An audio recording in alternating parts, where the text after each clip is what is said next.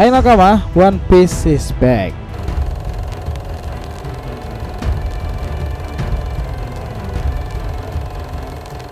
Nah sekarang ini nih, setelah kita menyaksikan One Piece episode terbarunya kemarin, Luffy akhirnya benar-benar menggunakan teknik tertingginya, Bajrangan. Itu adalah teknik yang memiliki asal usul menarik loh nakama. Dengan teknik itu Luffy akhirnya bisa menumbangkan Kaido. Dari catatan yang kita baca dan juga penjelasan dari Dr. Vegapunk sendiri, Nika memang sejatinya itu tak ada dalam ensiklopedia buah iblis. Dan di Wano Kuni, Zunisha itu mengatakan sosok Joy Boy pada tubuh Nika pula. Itu artinya dia tuh emang terhubung dengan kisah masa lalu. Ini pun tak terlepas nih dengan teknik pamungkasnya Bajrangan. Kita tahu nih, bahkan dulu dalam chapternya sendiri sudah dikatakan jika teknik itu adalah senjata yang membuat Luffy itu sangat percaya diri nih dalam kemampuan yang luar biasanya itu. Lalu sebenarnya seperti apa sih teknik yang dikatakan mode dewa itu, di mana Luffy sendiri baru pertama kali menggunakannya? Benarkah asal usul itu berasal dari Hanuman Putih? Dan bagaimana kisah dari Mahabharata Ramayana ini diadaptasi pada unsur Wano Kuni, khususnya mode Nika sendiri? Nah jika kalian penasaran nih, kalian udah berada di video yang tepat nih, karena dari sini nakama kita akan membreakdown dan berhipotesa bagaimana hal itu terjadi, dan kita hubungkan dengan chapternya dahulu 1048, akhir riwayat sang mantan Yonko Kaido.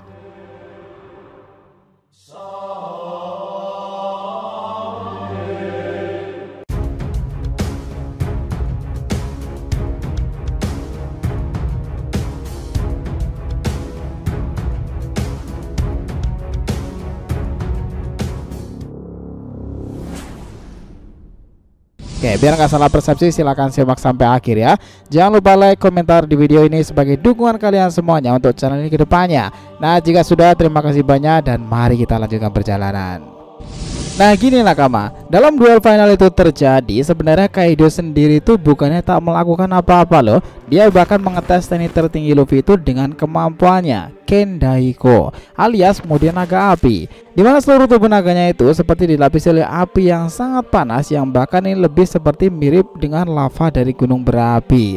Saking panasnya nih, salah satu tanduk dari tengkorak Onigashima yang gak sengaja bersenggolan dengan badan Kaido itu sampai terbakar dan meleleh di buatnya.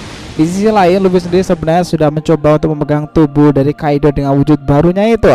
Namun meskipun di sini Luffy sudah dalam mode gear kelimanya itu, tapi tetap saja nih Luffy tidak kebal dengan yang namanya panas juga. Karena itulah di momen ini Luffy berusaha memukul Kaido dengan cara yang tidak menyentuh alias tidak mengenai tubuh Kaido secara langsung, seperti yang sudah dipelajari dari kakek Hyoguro selama di penjara Udon, yaitu melalui Ryuo.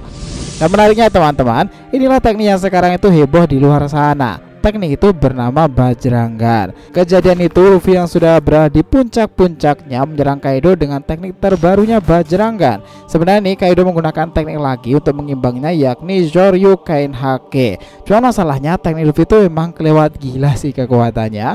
Tahu nggak kenapa nakama? Ini beneran bersumber dari monyet putih loh. Kalian tahu Hanuman kan, cerita dan legendanya seperti apa? Nah jadi gini, Luffy itu emang serasa terreferensi dari monyet kan, namanya juga Monkey sendiri. Dia sejak remaja juga sering berlatih dengan para monyet pula. Tapi yang melalui pertempuran ending Wano Kuni di animenya itu tersaji lagi kemampuan yang bersumber dari hikayat Hanuman Putih. Asal usul teknik itu dimulai dari sini. Bajrangan atau nama dari teknik baru Bakasencho kita itu adalah nama lain dari Hanuman. For information nih, Hanuman sendiri adalah salah satu dewa dalam kepercayaan agama Hindu sana, sekaligus tokoh protagonis dalam cerita Ramayana yang paling terkenal itu.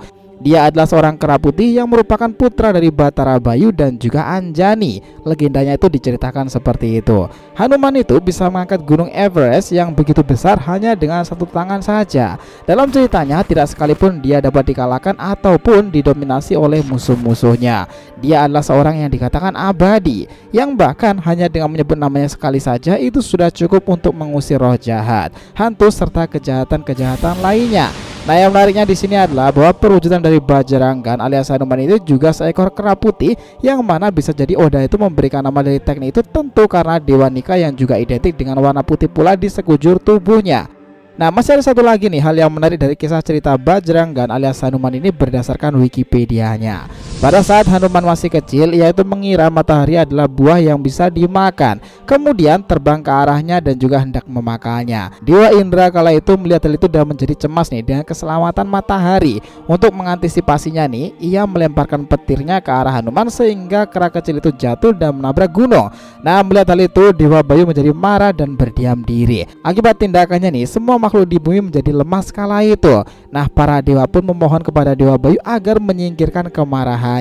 Dewa Bayu menghentikan kemarahannya dan Hanuman diberi hadiah melimpah ruah kala itu.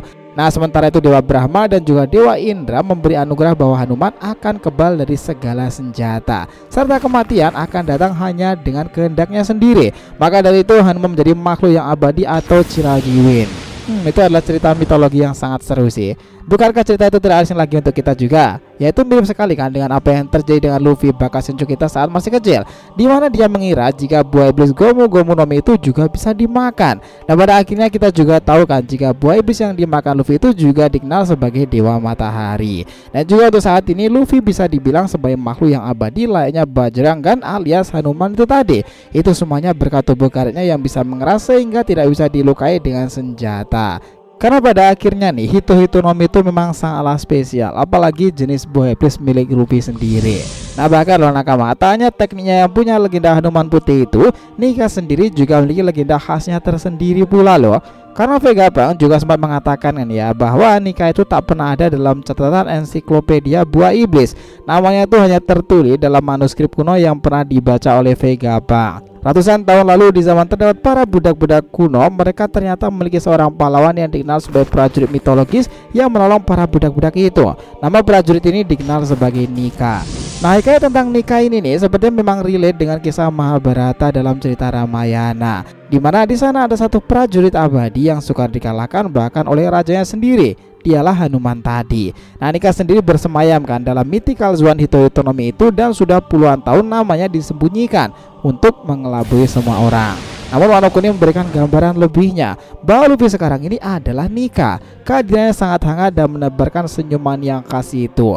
Dia mampu manipulasi segalanya dan di Wano Kuni memperlihatkan bagaimana Nika mengajar Yonko sekelas Kaido itu sampai tumbang.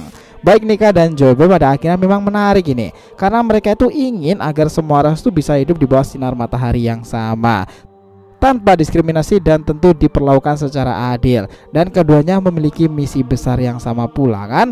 Lalu siapakah Nika itu sebenarnya? Dan kenapa Hushu mengatakan dia itu sudah eksis di era kerajaan kuno nih? Nah, sebenarnya untuk menjawab teka-teki ini kita sepertinya sudah diberikan clue besar nih oleh Oda ketika Luffy dalam mode Nikanya saat itu menjatuhkan naga Kaido. Ia menggunakan teknik Bajrangan di mana itu tak lain dan tak bukan bersumber dari kemampuan Hanuman Kera Putih nih. Dan dari data validasi Vegapunk makin masuk akal. Sepertinya memang benar nih Nika itu berhubungan dengan era masa lalu.